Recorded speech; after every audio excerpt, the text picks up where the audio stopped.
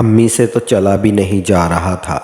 مجھے کہا یوسف چودھری نے تو آج میری جان ہی نکال دی، چلو گھر چلو، میری طبیعت خراب ہو گئی ہے، میں سونا چاہتی ہوں۔ میں نے کہا امی کیا کیا چودھری نے؟ اس نے کہا ابھی نہیں بتا سکتی۔ پھر وہ چودھری بھی آ گیا، میری امی کو کہنے لگا کہ چکر لگاتی رہا کرو، میں تو کہتا ہوں جب تم لوگ کراچی نہیں جاتے روز ہی 1-2 گھنٹے ٹائم نکال کے آ جایا کرو۔ میری امی نے کہا چودھری صاحب آپ کو تو پتہ ہے میری طبیعت کا، آپ نے میرے ساتھ کیا کیا ہے، اب تو 1 ہفتہ بستر سے ہی نہیں اٹھ پاؤں گی۔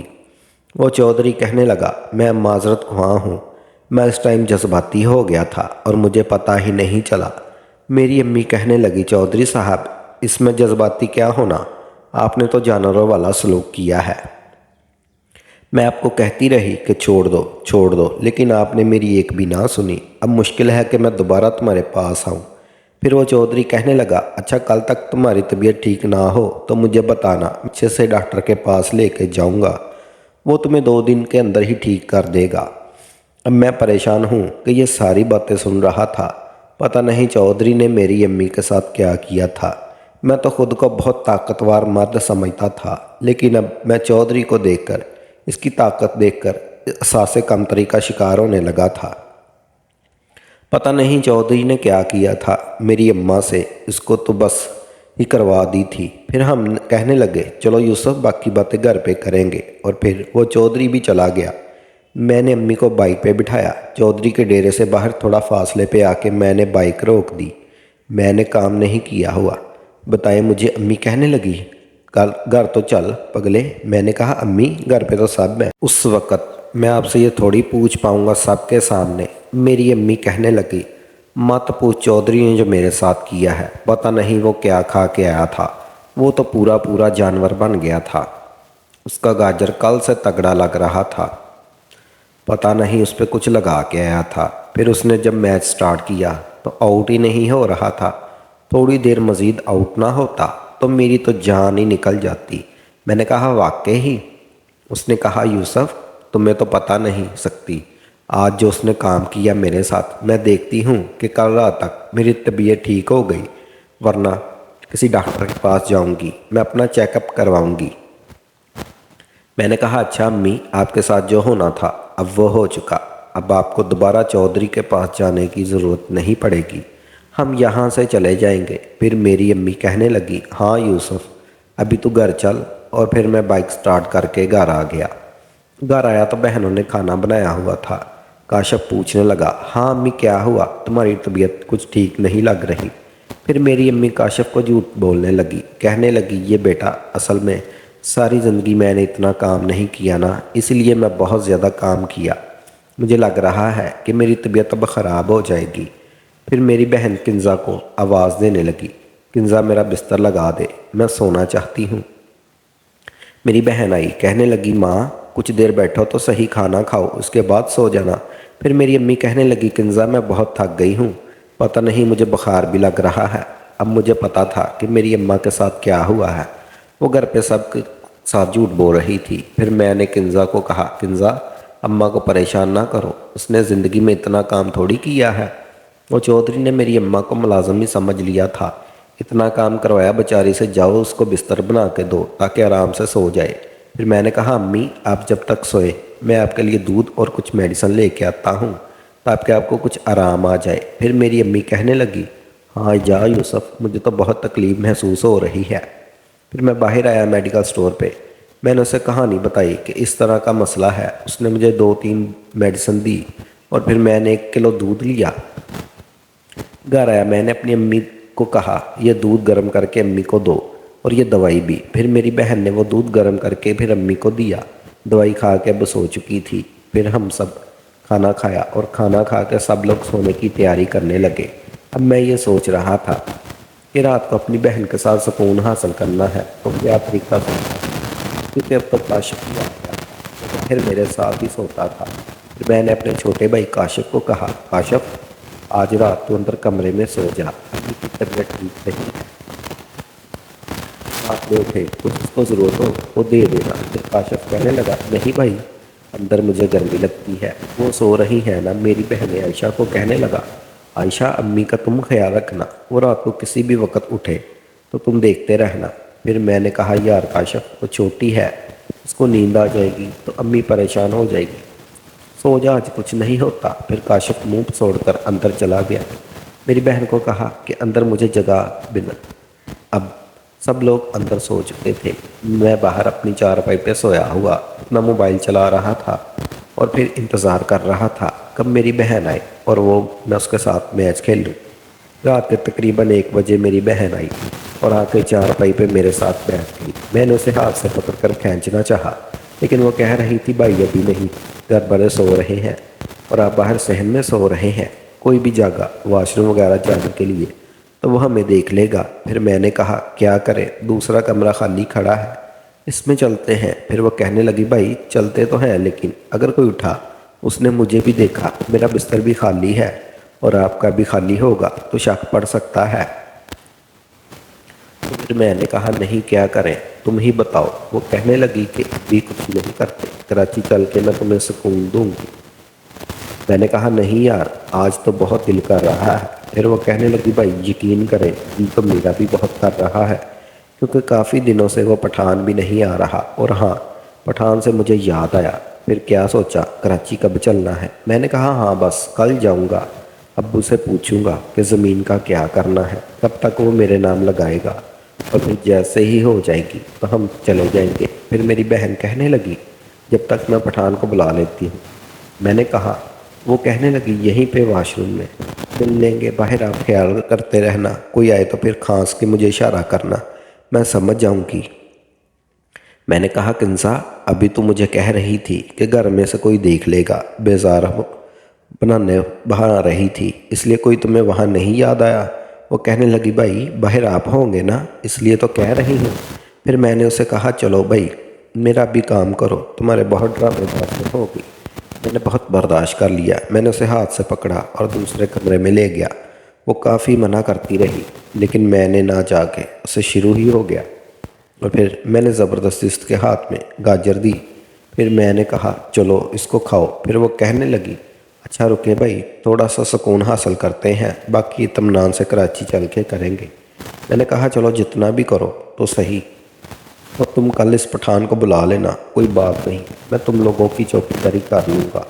اور پھر اس نے وہ شروع کر دیا لیکن وہ گاجر کھا نہیں رہی تھی، بس ہاتھ میں ہی پکڑی ہوئی تھی۔ اور پھر میں نے باہر نکال کر میچ سٹارٹ کر دیا، وہیں پہ اس کو کھڑا کر کے 10 منٹ میں لگا رہا۔ پھر وہ کہنے لگی بھائی آہستہ ظلم نہ کریں، آپ کا بہت تگڑا ہے۔ میں نے کہا تمہیں کیا، تم اس چیز کی آتی ہو نا، تنور سے اور اس پٹھان سے، دو بندوں سے تو تم لے چکی ہو، اب تمہیں یہ مسئلہ ہو رہا ہے، چپ چاپ کھڑی رہو۔ اور پھر میں 10 منٹ بعد آؤٹ ہو گیا۔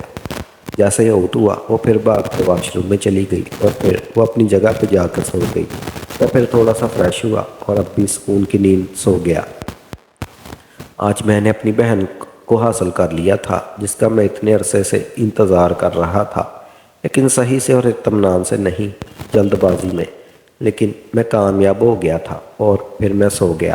اگلی صبح میری چھوٹی بہن سلمہ مجھے اٹھانے کے لیے آئی، کہنے لگی بھائی اٹھ جائیں دھوپ نکلنے والی ہے، ہم ناشتہ بنا رہے ہیں۔ پھر میں نے اس سے پوچھا سلمہ امی کی طبیعت کیسی ہے؟ وہ کہنے لگی امی ابھی تک سو رہی ہے۔ میں نے کہا اچھا ٹھیک ہے تم لوگ ناشتے کی تیاری کرو۔ میں گیا واش روم میں ہاتھ منہ دھونے اور پھر میں کمرے میں آ کے امی کو اٹھانے لگا۔ میں نے کہا امی اٹھ جائیں، اب آپ کی طبیعت کیسی ہے بتائیں مجھے۔ پھر میری امی کہنے لگی یوسف رات کو دوائی کھائی تھی تو کچھ دیر تو بہتر رہی لیکن اب مجھے پھر تکلیف محسوس ہو رہی ہے، لگتا ہے مجھے ڈاکٹر کے پاس جانا ہی پڑے گا۔ میں نے کہا امی آپ اٹھ جائیں ناشتہ کر لیں، ہم پھر کسی ڈاکٹر کے پاس چلتے ہیں۔ میری امی کہنے لگی نہیں یار اگر میں ڈاکٹر کے پاس گئی تو اس کو کیا بولوں گی، کیا مجھے کیا ہوا، چھوڑو دفع کرو، بس تم رات کو جو میڈیسن لائے تھے وہ دوبارہ لے کے آؤ، میں دودھ کے ساتھ کھا لوں گی، اس سے لگ رہا ہے کہ بہتر ہو جائے گا۔ امی میری یہ بات تو ٹھیک کر رہی تھی، امی کی طبیعت بھی کچھ خراب تھی، اس لیے میں نے اسے ابو کے بارے میں نہیں بتایا۔ ابھی تک کل رات آئے تھے اور وہ مجھے اتنی بڑی آفر دے کے گئے۔ پھر میری بہن کنزا بھی مجھے دیکھ کر مسکرا رہی تھی۔ اب مجھے عجیب لگ رہا تھا کہ وہ روز تو مجھے دیکھتی ہے، آج اسے کیا ہو گیا۔ پھر میں امی سے اٹھ کے اس کے پاس گیا۔ میں نے کہا کنزا کیا ہوا، سب خیریت ہے؟ مسکرا رہی ہو؟ پھر وہ کہنے لگی بھائی رات کو جو آپ نے مجھے سکون دیا ہے، اب تو میں آپ کی دیوانی ہو گئی ہوں، مجھے لگتا ہے کہ مجھے آپ سے محبت ہو گئی ہے۔ میں نے کہا واقعی؟ اس نے کہا ہاں بھائی، پہلے جتنوں کے ساتھ بھی ملی ہوں ان کا گاجر تمہارا نہیں، اب تو دل کرتا ہے کہ میں تمہارے ساتھ ہی رہوں۔ خام خواہ ادھر ادھر سکون ڈھونڈتی رہی، حالانکہ اصل سکون تو میرے گھر میں چھپا ہوا تھا۔ پھر میں نے کہا نہیں، میں نہیں کہتا، ایک دفعہ خدمت کا موقع دو، اب پتہ چلا کہ میں کتنا طاقتور ہوں۔ وہ کہنے لگی ہاں بھائی، اب تو آپ کے ساتھ پھر سے تسلی کے ساتھ یہ والا کام کرنا ہی پڑے گا۔ پھر میں نے کہا اب تو کراچی چلی جا، بس دعا کرو کہ ہماری زمینیں ہمیں مل جائیں۔ پھر مجھے یاد آیا، میں واپس آیا، امی سے بات کی۔ میں نے کہا امی وہ ابو کل آئے تھے، کہہ رہے تھے کہ صلح کر لو، میں ساری زمینیں تم لوگوں کو دینے کے لیے تیار ہوں۔ پھر میری امی کہنے لگی دفع کرو یوسف، ویسے بھی ہمیں اچھا خاصا حصہ ملنے والا ہے، ہم کراچی چلیں گے، اپنی زندگی گزاریں گے، ویسے بھی ہم آزاد ماحول میں رہ کر اب ہم اس گھٹن میں نہیں رہ سکتے۔ میں نے کہا چلیں ٹھیک ہے، بس میں نے کہا امی آپ سے ایک دفعہ مشورہ کر لوں، پھر آپ ناشتہ واشتہ کر لیں، ناشتے کے بعد میں اور کاشف ابو کے پاس جائیں گے، پھر پوچھیں گے کہ کب چلنا ہے تاکہ وہ ہماری زمینیں ہمارے نام کروا دے۔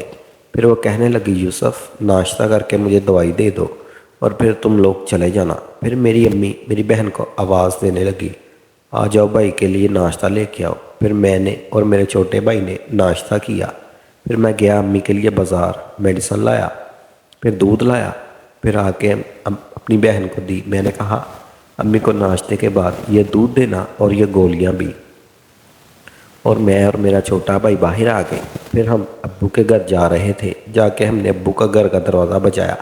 میرا ابو باہر آیا، شاید اندر کوئی عورت گھوم رہی تھی، مجھے دیکھ کے عجیب لگا، اندر جانے لگا تو ابو کہنے لگا جاؤ یوسف باہر چلتے ہیں، ہوٹل پہ بیٹھ کے بات کرتے ہیں۔ مجھے شک پڑ گیا تھا کہ یہ عورت رجو ہی تھی، شاید وہ یہی میرے ابو کے ساتھ رہ رہی تھی، اور پھر جو پیار محبت میرے دل میں ابو کے لیے جاگ رہا تھا وہ ایک دم سے دم توڑ گیا۔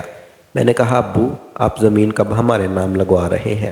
پھر وہ کہنے لگا کہ میں کل تم لوگوں کو پاس آیا تھا، کیا سوچا تم لوگوں نے؟ میں نے کہا وہ امی نہیں مان رہی، جتنا حصہ ہمارا بنتا ہے آج ہی آپ چلیں رجسٹری آفس اور ہم دونوں بھائیوں کے نام ہماری زمینیں دے دیں، وہ ہماری بہنوں کا حصہ بھی ہمیں دے دیں۔ پھر میرا ابو بہانے بنانے لگا، کہنے لگا آج تو نہیں، آج میری طبیعت خراب ہے، کل میں چلوں گا تم لوگوں کے ساتھ۔ پھر وہ کہنے لگا یوسف اگر تم لوگ مان جاتے تو اچھا تھا، شاید اس کی بھی رجو نے آفر دی تھی کہ وہ دونوں سے شادی کر لے۔ آج ابا کے لفظوں میں کل والی محبت نہیں تھی۔ کل میرا ابو واقعی بہت پریشان تھا، جس انداز سے وہ بول رہا تھا میں بھی پگھلنے والا نہیں تھا، لیکن آج میرا ابو اس انداز سے نہیں بول رہا تھا۔ میں نے کہا نہیں ابو، ہمارے راستے اب جدا جدا ہیں، اب اپنی زندگی جئیں اور ہم اپنی جئیں گے، بس ہماری زمینیں ہمیں واپس کر دیں تاکہ ہم لوگ کراچی چلے جائیں۔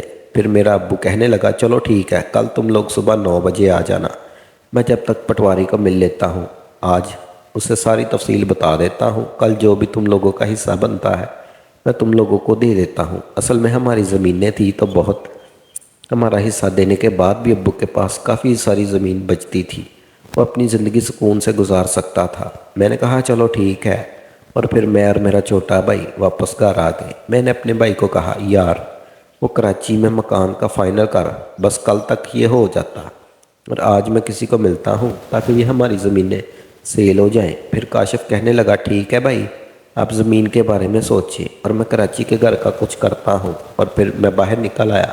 میں نے اپنے دوست کو کہا یار وہ میری جتنی بھی زمینیں بنتی ہے وہ مجھے سیل کروا دے، وہ بھی 2-3 دن کے اندر۔ پھر وہ کہنے لگا یار 2-3 دن کے اندر کون خریدے گا، اتنے پیسے کس کے پاس ہیں؟ میں نے کہا یار کچھ بھی کر، جلدی بیچنا۔ پھر اس نے کہا اس چودھری کو بیچ دو نا، وہ چاہے تو وہ خرید سکتا ہے، ویسے بھی تم لوگوں کا فیصلہ اسی نے تو کیا ہے۔ پھر میں نے سوچا کہ ہاں آئیڈیا تو اچھا ہے، میں نے کہا اچھا رک۔ پھر میں نے اس کو کال بند کی اور میں نے چودھری صاحب کو کال ملا دی۔ چودھری صاحب نے میرا فون اٹھایا۔ میں نے کہا چودھری صاحب آپ سے بات کرنی تھی۔ وہ کہنے لگا ہاں یوسف بولو۔ میں نے کہا چودھری صاحب آپ نے فیصلہ کیا تھا، آپ کو پتہ ہے کہ ہماری زمینیں اتنی ہیں، यहाँ पे तो कोई नहीं खरीद सकता। मैं चाहता हूँ कि वो हमारी ज़मीनें आप ही ख़रीद लें। फिर चौधरी कहने लगा, ख़रीद तो लूँ लेकिन कीमत मेरी मर्ज़ी की होगी, ये ना बोलना कि मुझे घाटा दिया। मैंने कहा, चौधरी साहब अब मार्केट के रेट से थोड़ा सा कम दे देना, आपने इतना बड़ा एहसान किया है। फिर वो चौधरी कहने लगा, अच्छा शाम को अपनी अम्मी को लेकर मेरे डेरे पे आ जाना, जो भी ज़मीनों के बारे में बात है फिर हम वहाँ कर लेंगे। मैं कितने में ख़रीद रहा हूँ मैं तुम्हारी अम्मी को वहाँ पे बता दूँगा।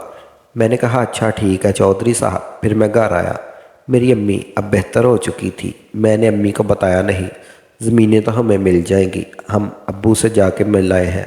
वो कह रहा है कि कल मैं तुम लोगों को जाके नाम लगवा दूँगा और फिर 8-10 दिन हमारे नाम हो जाएंगी, लेकिन उनका कोई ख़रीदार नहीं है इतनी जल्दी। फिर मेरी अम्मी कहने लगी, थोड़ी थोड़ी बेच देते हैं, फ़िलहाल थोड़ी बेचते हैं, कराची चलते हैं, घर ख़रीद लेते हैं और फिर बाद में आके सारी बेच देना। मैंने कहा, अम्मी वो भी ठीक है, लेकिन वो चौधरी कह रहा है कि मैं तुम लोगों की ज़मीनें ले लूँगा। फिर वो कहने लगी, हाँ ये भी अच्छा है। मैंने कहा, अम्मी वो शाम को बुला रहा है तुम्हें और मुझे ज़मीन के बारे में बात करने के लिए। फिर मेरी अम्मी कहने लगी, नहीं यूसुफ, मैं अब उसके पास नहीं जाऊँगी, अब की बार गई तो मेरी लाश ही आएगी वहाँ से। फिर मैंने कहा, अम्मी आपने इतनी तकलीफ़ें उठाई हैं, थोड़ी सी और उठा लें, चलते हैं ना शाम को। दोस्तों, इस कहानी की अगली किस्त देखने के लिए चैनल को सब्सक्राइब कर लें और बेल के आइकन को क्लिक कर लें ताकि नई आने वाली किस्त आपको जल्द अज जल्द मिल सके।